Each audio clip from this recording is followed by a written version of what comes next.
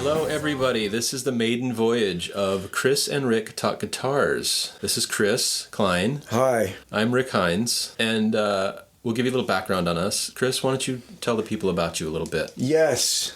My name is Chris. I'm a guitar player and turbo guitar nerd. I've been playing guitar since the very late 70s, and I won't shut up about this shit, so I figured might as well talk to somebody, anybody. And go ahead, Rick. I have played guitar since the 70s, I will say. Jesus. Yeah, I know. We're old guys. And yeah, I'm similar to Chris in that I'm a geek, but I'm not. I don't go down as far down the rabbit hole as Chris does. He's much more knowledgeable about gear than I am. I know gear, but on a more superficial level. I'm just like, I like to plug stuff in and play it and go, that sounds cool. But he is like, he loves to get into the minutia of stuff, which I totally dig. And like he said, he and I will get on the phone and bullshit about this for, hours, and our significant others will roll their eyes and kick us out of the house. But so we decided we'd want to do a podcast and talk about it, and hopefully other people will enjoy hearing us rant about it or want to turn it off immediately when they hear it. I know, I would. Yeah, me too. But this is our first show, and in honor of that, we thought it'd be a great topic to talk about first guitars. There's so much kind of romance, nostalgia about guitars, about gear. Chris and I totally tap into that. We know about it. We have friends who play. We have a friend who owns a guitar shop. Well, a couple friends that own guitar shops now. And so we thought it'd be a great thing to talk about, first guitars. Right. So why don't you talk about first guitars, Chris, in any way you want to? Well, I'll start by saying that for myself, and I'm sure a lot of people, guitar playing is one of those things that you get to feel like a child throughout your entire life. I mean, when I started out on this and I found guitar playing, it was like go into a guitar shop, freak out, look at all this stuff, think about stuff, just fetishize little things about the guitar. And it's one thing that has never waned in all the years since I've been doing this. I mean, I've gone through millions of hobbies and other interests. They kind of come and go. But this is one thing where I can walk in today. I can walk into a vintage guitar shop and just like freak the fuck out about stuff. I feel the same way. I think it's great. It's something wonderful to have. And, it all started with that first guitar. Like before I got a guitar, I would draw pictures of them and I'd look at records where they're on. I did that too, actually. Yeah. And I was way into them. And my very first guitar is not really that much of a fantastic story.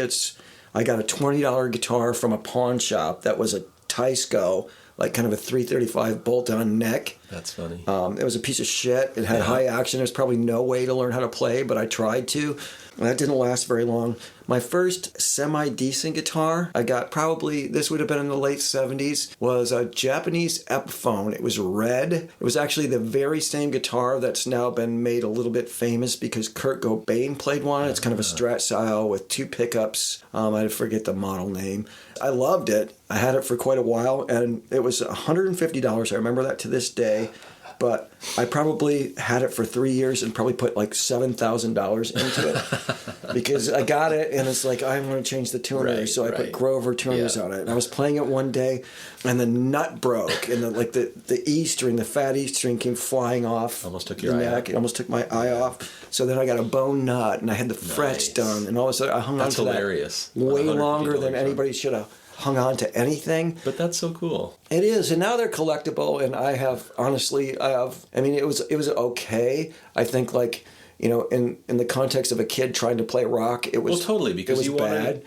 Well, I think, the focus, it was your guitar, man. And right. It was one of your first guitars and you were trying to make it playable and because that's the hard thing too, right? Is you want a thing to be playable enough to keep you inspired to want to play and learn how to play, right? Right, and you just hang it around your neck and walk around the house for 2 weeks until you learn how to go to the store until you learn how to play. What was your first guitar, Rick? My very first guitar was a Decca acoustic nylon string guitar I got for Christmas one year when I was maybe 10. Jesus. And I loved it. It was like, oh wow, because I didn't know anything about guitars, but I wanted to play guitar. And similar to you, like I'd played it a while and I'd played it and it wasn't very good. It didn't stay in tune very well and everything else, but I was totally ignorant, and I'm like, I'm going to put steel strings on this thing. And it's cool. So I did, and ruined the guitar, but that was my mod Right. Of that guitar. And then after that, my first electric guitar was, I want to say Hohner, but I don't know if that was it. We talked about it. It was a black Les Paul copy. Okay. And it was a bolt-on neck. All right. But it was a cool guitar because I was taking lessons from a cat that had a gold top Gibson Les Paul Deluxe with the mini humbuckers that I still to this day, it's weird, right? You focus on these things when you're younger and some things resonate with you and boom, for some reason that guitar resonated with me, that gold top. But so I had to have a Les Paul. And he said, hey, go down to this music store. They have a cool, affordable thing. And sure enough, my mom bought me this black, it was like a custom, right? It was supposed to be a custom Les Paul. That was my first electric guitar. And yeah, I played the heck out of that thing. I loved it. It was cool. I polished it. It was like, that was my first electric guitar. Named it Freddie. But I didn't really mod it or anything. I didn't even put new pickups in it, right? I just used the stock stuff. It was a stock guitar. What year was that? 70... Gosh, probably the mid 70s. Okay, yeah. Well, you probably wouldn't even have thought of modding it. That was something exactly. That was but here's the thing. I did terrible things to it as I got older and wanted to build my own guitar, right? So I took this apart, took the neck from that guitar, and put it on this monstrosity that I created, not knowing anything about luthery. We'll talk about luthery or guitar making. So this is the second guitar you destroyed. Yes, exactly. Okay. Yes, there's a pattern being developed here. And anyway, so yeah, I ruined that guitar, and I wish I still had it just as a keepsake, but yeah. Then, moving on to my first real guitar, I would classify, was a Flying V. Late 70s, I saw this black Flying V with a white pickguard at Bandstand East Music in Bellevue, and I thought it was cool, and I bought it. Like, I don't even think I played it a little bit and said, yeah, we'll put it in the case and I'll take it. I think it was $800. What was it? What? What was it? I'm sorry, I wasn't listening. Oh, well, why don't you pay attention, buddy? You made the level go red. It was a Gibson Flying V. Oh, black, wow, the black one. I know yes, this guitar. Yes. You talked about this guitar. And I saw it at Bandstand East Music in Bellevue. $800. I walked out of that store with that guitar. So that was my first real guitar. Wow. What year was that? Late 70s. Probably Jesus, 70, $800 in late 70s. That was like $20,000. Totally. Today's dollars. Oh, yeah. And... but it was cool, and I bought that guitar, and that guitar I played the heck out of. What was your first real guitar? So you talked about your first, My first real guitar was, interestingly enough, I just got another one of these. But my first good guitar, as I mentioned, I was playing that red Epiphone. I just put all this money into it. And never really... That guitar, and I just remember the model name, it's an ET270. Okay. Those guitars would probably be pretty decent if you were playing like garagey like shit. But I was trying to get that big rock and roll sound, and it was terrible for that. It just, those pickups were just really anemic. Were they what were they humbuckers? They were single coils. They were kind of black and white plastic covered single coils. Were they kind of like a poor man's P90, or were they just? No, they were like a. I have no money man's P90. Like a homeless person's P90. Got it. But they didn't do what I wanted to do at all. Even when I piled like distortion, I had a distortion plus and just like threw everything I had at it, and it was just really anemic and just didn't do it for me. So at some point, I was playing in a cover band, and we were playing a lot. It was a very small town in Michigan, so anything that, a graduation, a wedding, whatever, we got to play. Plus, we started playing in the bars at this point, and I was starting to squirrel away a little money.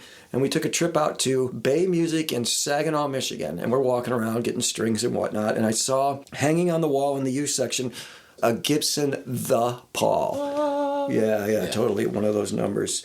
And so I took it down and I checked it out, and I'm like, yep, I want this. It says Gibson. That's hilarious. It feels good. I'm going to take this. So I took it up to the counter and I gave the guy $20 and told him I'll be back tomorrow. Yeah, totally. Please don't sell this guitar. I'll be back. I went home and emptied all the money that I had saved up. I borrowed $100 from my brother, and I went back the next day and I got it. That's awesome. And it was great. And I had it for a few years, and I stupidly got rid of it for some reason. I don't know what it was. But as I was saying, just in July, I found another one. I'd kind of been passively looking for this guitar since the 90s, and I finally found one all original. So I re-snagged it, and now it's back, and I'm going to keep it. That is cool. So that was my first really good guitar. From there, I know this is first guitar, but let's talk a little bit about our guitar journeys, and we'll go back to you. So you had the V, and what happened? Why don't you have the V anymore? Because I'm an idiot. Before the V, I actually bought that Yamaha cheap guitar. It was like $150. I don't even remember the model number. Oh, like the SS 550 or something like that. 3 single coils, kind of in a Strat configuration. And I was in bands in the 80s, and I played the heck out of that guitar. But truth be told, I don't really know why I did any of this stuff. I was on autopilot, for God's sake. I mean, I bought, You were on drugs. I was on drugs. Serious drug situation. But anyway, I had the V. I loved that guitar, but I was working at Boeing, and there's this other cat there that was into guitars too, and he had an acoustic, and I didn't have an acoustic at the time. Right. So I said, "Hey, you want to swap?" And I said, "Sure. Yeah, have my V. I'll take your Lotus. Cool, yeah, I'll take your." It was a Yamaha acoustic. Okay. Well, and I played the acoustic for a while, and then put it away, and didn't think anything of it. Another weird thing is, like, for some reason, I got rid of his guitar. Like, I think I sold it or gave it away or something. So he said, "Hey, you want to trade back?" And I said, "Well, no, I got rid of your guitar." And he goes, "Okay, cool, I'll keep your V." And you guys just did a swap? Yeah, we did a swap. You just like an exchange, like you borrow this and I borrow exactly. this? Oh, and nice. And so I was like, but I was clueless, and I said, "Yeah, fine, whatever." And then afterwards, I'm like, my brain started to kick in. The drugs, kind of phased waned off. And I'm like, shit, that was a cool guitar. Why did I do that? So again, I don't have a good answer as to why I got rid of that, other than just ignorance, And another, I had a cool Marshall half-stack 100-watt 2 JMP that I sold to some dude back then too, just to get rid of it. But again, I wish I had that gear because it's got this sentimental value to me. Right. And also it was just good gear. Like that V from that era, from the late 70s, was a great Gibson guitar. But I played the hell out of it. And it was worn in. It was my guitar, right? It was like, I'm the first guy that bought that guitar. I'm the one that put all the miles on it. Yeah. So, yeah. So give me that shitty acoustic and take give me that this Yamaha acoustic. part of my body. Yeah, so it was just an ill-advised trade. And anyway, so after that, I bought a crappy 80s Strat with the floating frickin' bridge. Oh, yeah. Was it USA or was it? It was USA, but it was just silly. It was just a silly guitar, It was that era of Floyd Rose and all these, everybody wanted to compete with Floyd Rose. And it was a locking setup, I think, at the time. But it was floating, and I'd break strings on that thing all the time. And again, I couldn't tell you why I bought that guitar. I went into, I think it was Seattle Music down on First Avenue. Okay, I remember your time, yeah. But anyway, I bought that, and I bought a Dean Markley amp, which was actually a cool amp, but that was another guitar in the series of my guitar odyssey. Was that I hate that guitar, and with a passion. I played it for a little bit and got rid of it.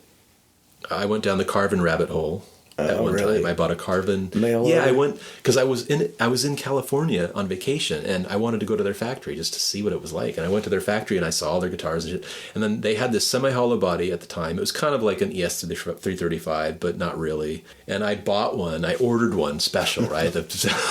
All this crap. I got the guitar, and I played that a while too, actually. But it wasn't. I didn't really bond with it like you bond with guitar. Like you bonded with that the Paul, right? Or I bonded with the V, right? That V was cool. Like we had this relationship. Maybe not completely healthy, but it was a relationship nonetheless.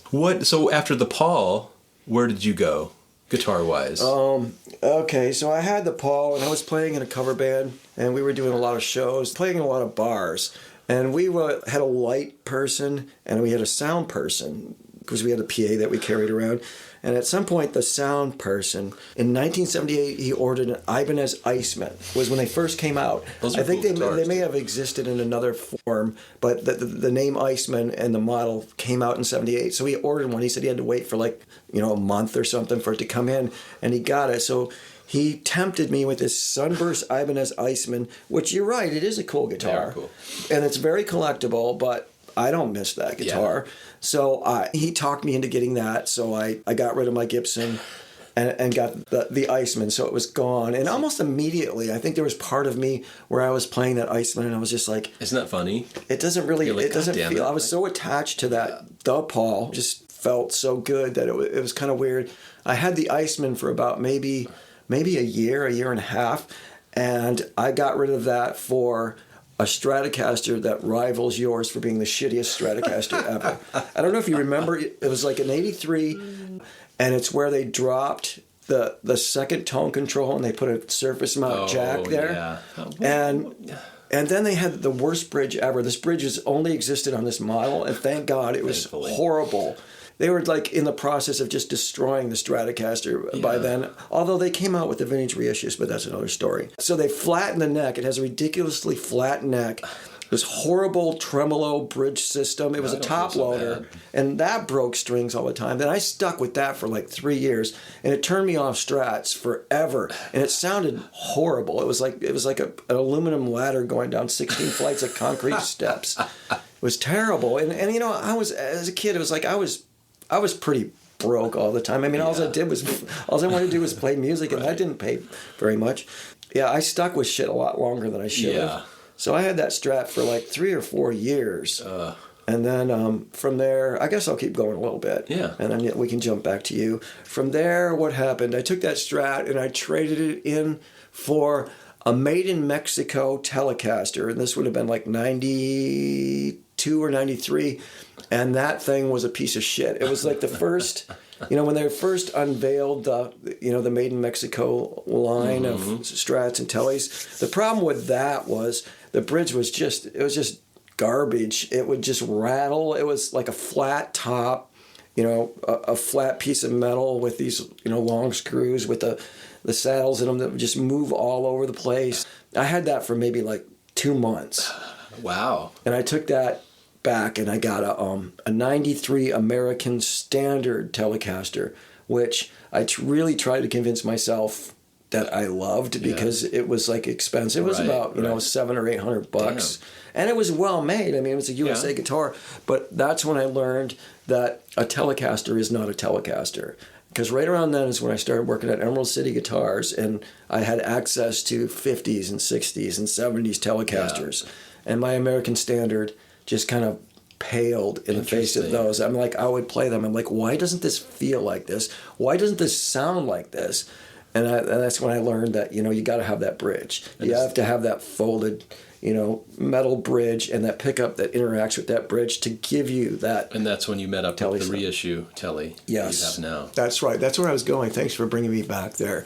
I got rid of that American Standard Telecaster and got a 1990 52 reissue Telecaster that was kind of played in. It was nice. That is a cool guitar. And I have that today. I've used that. That was my main guitar for many, many years. It's nice and broken in. It looks old, it feels old, and it sounds great. Cool. Now we'll go back to you. Okay, so after my odyssey with Strats, I actually bought an 80s Strat, like just a standard Strat. But I really liked it, actually. It had lace sensor pickups in it that I didn't really care for. Strat Plus. Yeah, well, it wasn't a Strat Plus. It was like a Strat standard minus? Strat. A Strat Minus.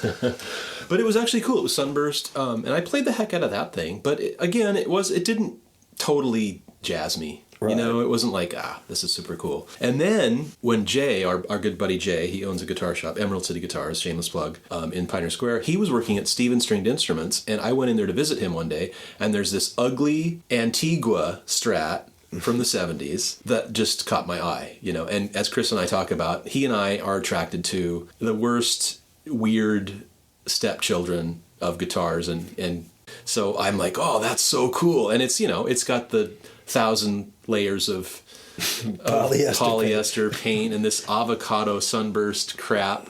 But I picked it up and played it, and I loved it. And I still have that guitar. That's a cool guitar. I like that guitar too. And so that is one of the Strats that I bought that I really love. And then finally, I got a Les Paul that I dig at Jay's shop. It's a Les Paul Classic.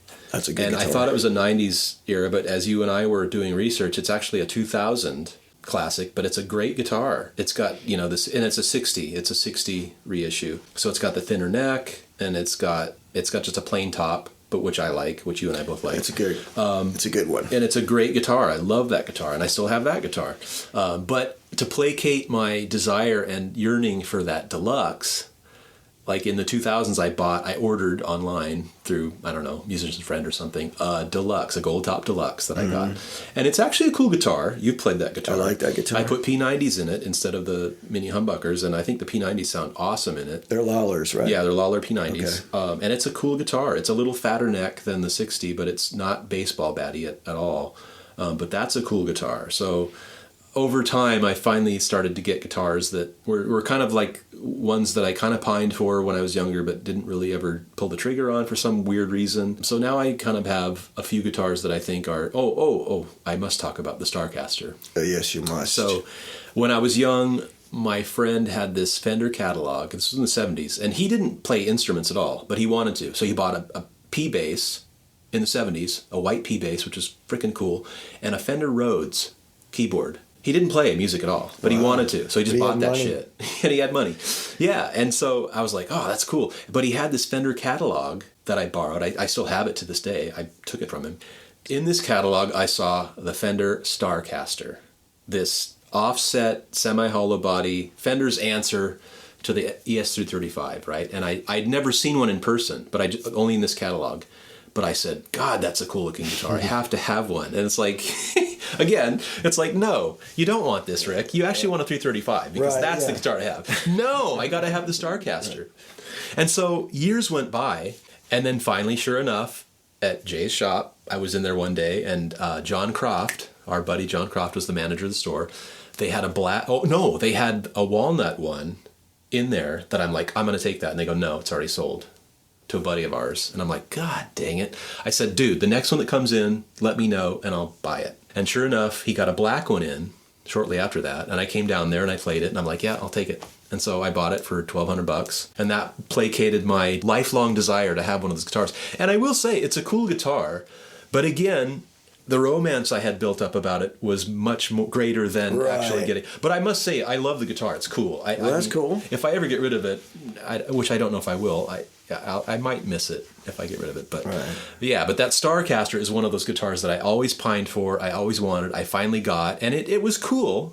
But it was like kind of like this weird little not complete expectations met. Yeah. But how about you? So when you got the Paul back, how much was nostalgia? How much was like, this is a cool guitar that I'm still glad I have now, and I'm glad I bought it? Since the 90s, and recently in the last, probably I'd say 3 years or so, I spent a lot of time, every once in a while I'd pop online and look at them and see what they're going for and kind of ponder, maybe I should get one of those. Recently, in the last couple of years, a couple of the shops here they've been showing up again. They didn't show up at all in the 90s. I worked in a vintage guitar shop, and I kind of had my eye out for one, and none came in there. And now I started to see a few of them. They've always been modified. People yanked the pickups, or they changed the dummies, tuners. So I've kind of like wanted to hold out for an all original one. And then in July, an all original one showed up. So nostalgia was a really big part of it. I was drawn to that guitar, and that's when I was daydreaming about getting that guitar. That's what I was thinking about. The music that I played back then, kind of what I was into. So there was that aspect, definitely. But it's kind of really cool to revisit that after having, 30 some years of guitar playing under my belt. It's and like other guitars, right? Yeah. And I can appreciate some of the subtleties that would have been lost on me back then. I liked it back then because it was loud and, it made the rock sounds. Yeah, it was a Gibson. It made those rock sounds that were on those records, and it felt really good. And getting it back, it still feels really good. There's a very thin layer of, lacquer over this wood, but you feel a lot of the wood. It's got a beautiful, what do they call it? Ebony. It's got an ebony neck. It's a great It's a cool guitar, man. It's made out of walnut. It's got, the body's a little contoured. It's like... Yeah, I mean, I ended up going on, one of my favorite guitars ended up being the Les Paul Jr., the single cut. Yeah. And I think part of the reason that I was drawn towards that model is, the flat top, the Les Paul shape, but flat top. And I like that it's a flat top. I do have a standard, and I do have the Junior, and this still has a place because it fits right in between those. It's a little dark sounding in a very cool way.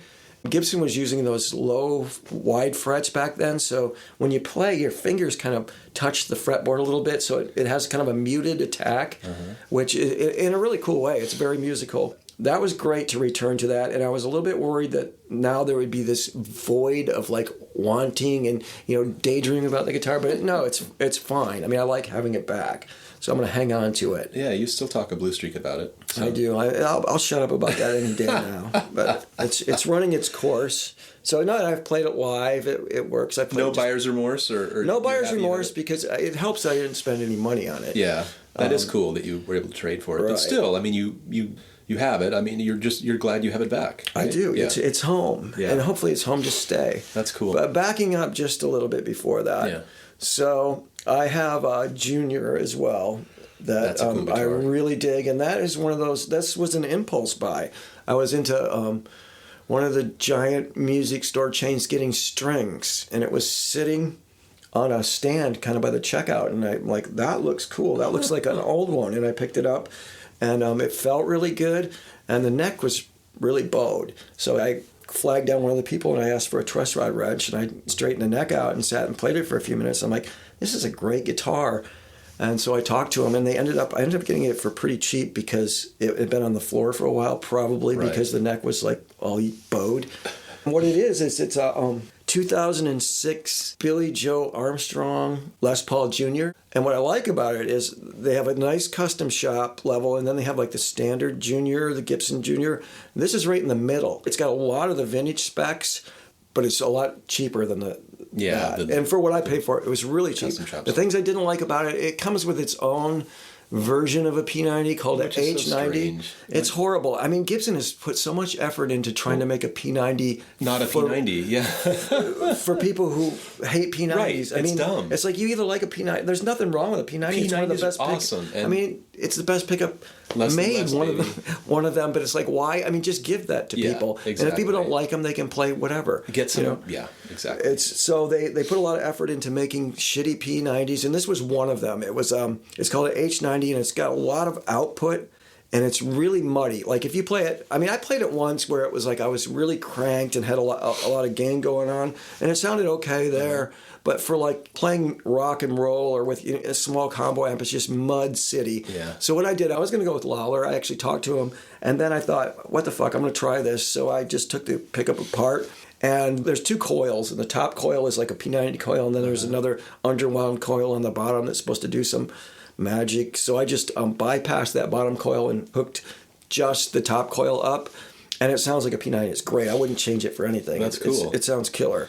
Well, it's cool that you were able to salvage that pickup and right. say, okay, well, now I made it what it should be as a P90 rather than this weird monstrosity that they tried to create. And it works great. The only other mod I did was the bridge had some issues with it was too flat on the top, so it was kind of sitar-y on a couple of the strings. So I put one of those expensive bridges, the Tone Pros or something, locking bridge that has a more defined ridge on it. Cool. So that's cool. I've had it since 2006. It's wearing in. That's a great guitar. Everybody thinks it's old. I've seen you play it a lot of time. It's a great sounding guitar. Like you say, it feels great to play. It's my number one. It's a cool guitar. Thanks. That's awesome. Yeah, you should play it sometime. I'm going to steal it. Well, I think it's cool that we talked about our first guitars, and then that just totally opened the Pandora's box about all the guitars we've had, and we didn't even touch on some of the guitars that we have. Let's talk about like what inspired us to play guitar. So we're old guys. I grew up in the 60s and 70s, and I remember going to department stores, and at the time, department stores truly were department stores. You had everything in there. Like they sold everything. Auto parts, little models, records, musical instruments. But I remember distinctly in Sears Roebuck, you know how they do displays for like whatever it was, clothes or whatever. They'd have these little displays and stuff. Well, I remember seeing a guitar there, and I'm like, oh, that's cool. I don't even know what that is, but that's really cool. You had a weird voice when you were a kid. And I had a weird voice when I was a kid. I'd see guitars every now and then wherever I was, and I'd go, God, that's really cool. I don't know why, but it's cool. So that immediately, just by seeing a guitar, just somehow it resonated with me, and then boom, I had to have one, and I got my first guitar. What was your first sighting or first like inkling that, it'd be kind of neat to play guitar? Rick, I think it was the Beatles. No, it wasn't. Oh, come on. That's such a trite thing. 64, man, the British invasion, it was all over. I saw that Rickenbacker. It changed my life. Yeah. No, I didn't even know what the Beatles was. I got Beatle boots and a suit. No, I was into rock. I would just like gobble up any rock record I could find. Any way I could get it. I just like rock. I was into like a lot of like Alice Cooper and Mott the Hoople and just loud, good, cool rock and roll. So, and I had a Kiss phase too, and I think that's kind of got me into guitars too, because I was into Kiss, and they were so much about flashy guitars on stage. So I'm sort of like I think it'd be cool to be rock and put shit on your face. But it was just being around rock and roll and hearing it. It was pretty early on where I said I need to get a guitar. I need somehow to get a guitar. So essentially, it was just listening to that music and hearing it, and it's guitar rock, right? So I mean, logically, it's like, well, I mean, you could have gravitated toward bass or something, but no. And I think drums, for very briefly, I think I even bought a pair of drumsticks to beat on shit, but that didn't last long. Your mom broke them in half, and then it's weird. And I was so obsessed with guitar when I first started out, which I think everybody is, and it helps you to get better. But Yeah. I remember I used to eat dinner and go out and hang out with my friends, and I'd be over at my friend's house, and I'd like lie and say, "Oh, I got to go eat dinner," and then go back home and play more guitar. That's hilarious. Because I just couldn't be away from my instrument that long. That's cool. And it's very helpful when as much time as you can spend with that thing. It's sick and weird and twisted, and it's never stopped.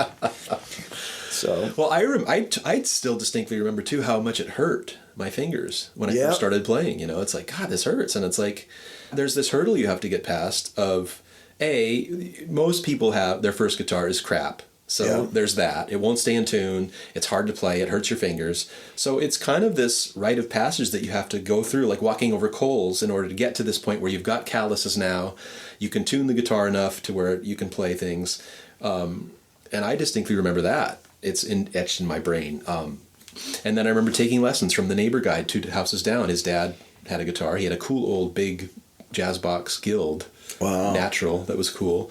And I remember learning Twinkle Twinkle Little Star on the frickin' guitar, right? And but yeah, it's like you say, it's interesting that, and I was the same way. I just wanted to be around it and polish it and play it and try to learn songs and all that stuff. So, but again, it's interesting how I'm sure there's many people who like pick it up, they can't tune it, their fingers hurt, and it's like, screw it, they never play it again. And you tend to forget that. To get a feel for what that's like, I've had a lot of people over the years that want to learn, and and I'm happy to show anybody anything, but sometimes you're just like, just make a fucking G. It's like things you take for granted, and that was so hard starting out, is sucking for so long, right. And then even here it is 30 some years later, and you're still like, I still kind of suck, and you're never satisfied, no. which is good because it keeps you going. Yeah, and we're in a very inspiring community here in Seattle. There's so many great guitar players out here. It's like anytime, I really am kind of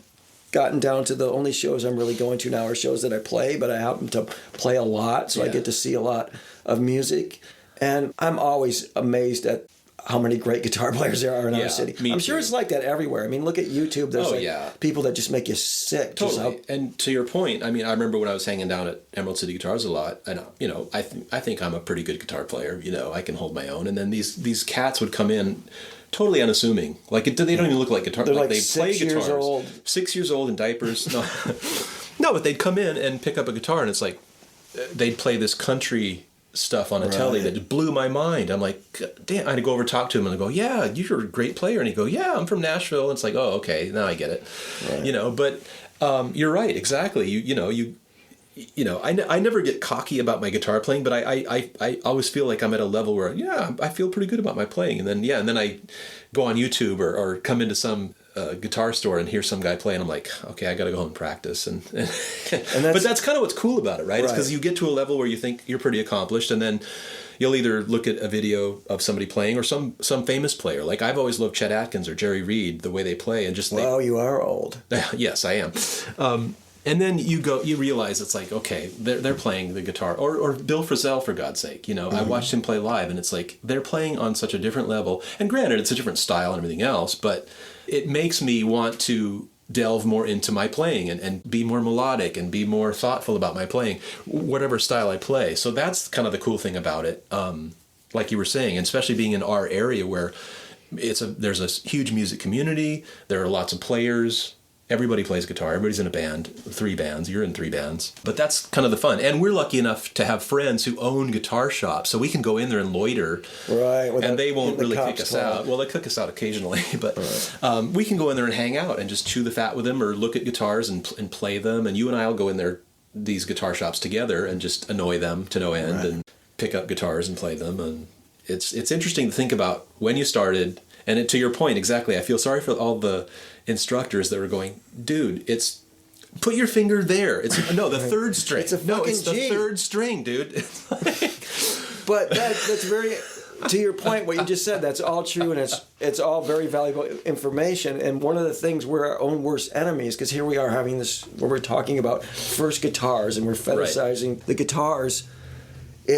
It's not the guitars, you know what I mean? To a certain point, you want something that inspires you, but all these people we're just talking about, you could hand them anything. Oh, yeah, and they would do it. Yeah.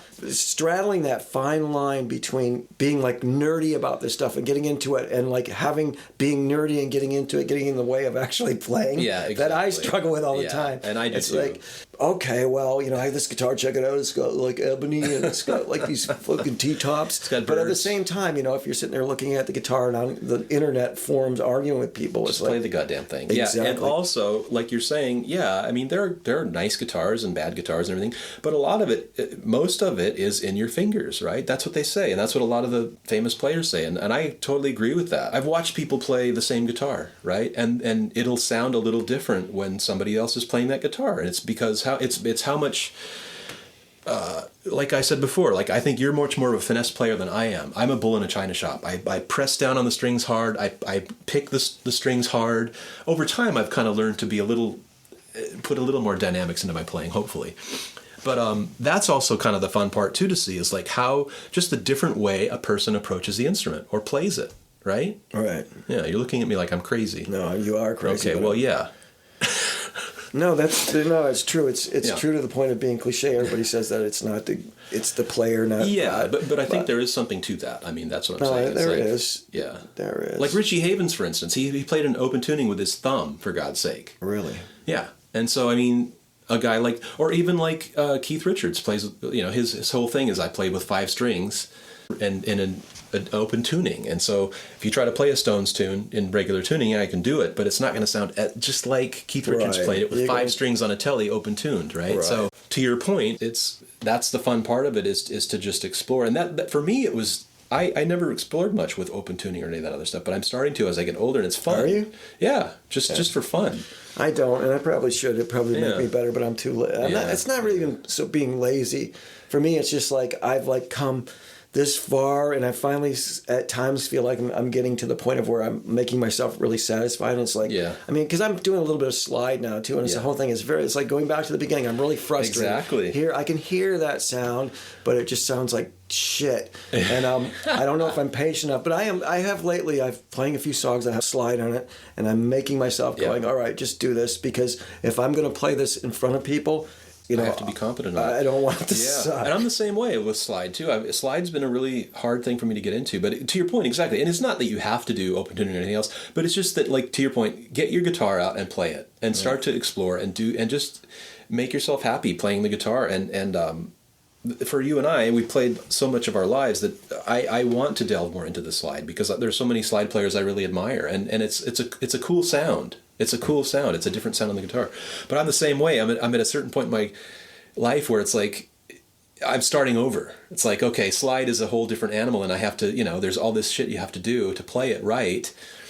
And yeah, it's tough. It's a challenge, because, you know, I want to do it right off the bat. Oh, I'm a great slide player. But no, you have to learn it and learn how to play slide and all this. And it's like, oh, shit. It's an investment, but it'll pay back. Oh, dividends, yeah. Yeah, I mean, spades. it's just amazing. It's like a 401k on the slide guitar, yeah.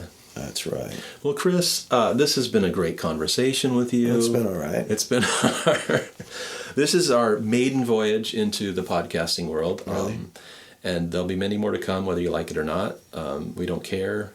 We like to just rant about this crap, and we're going to continue on, man. And the next time we should do an episode where we stick to the topic. Yeah, we'll see. No, we'll see what we happens. shouldn't at all. Yeah. I think this is a good format. Just turn the mic all over on the place, man. and ramble. That's what it's all about, man. Yeah. All right. Okay, well, I'm getting out of here. I'm I gotta go to signing the off. bathroom. Okay, All me right, too. Bye.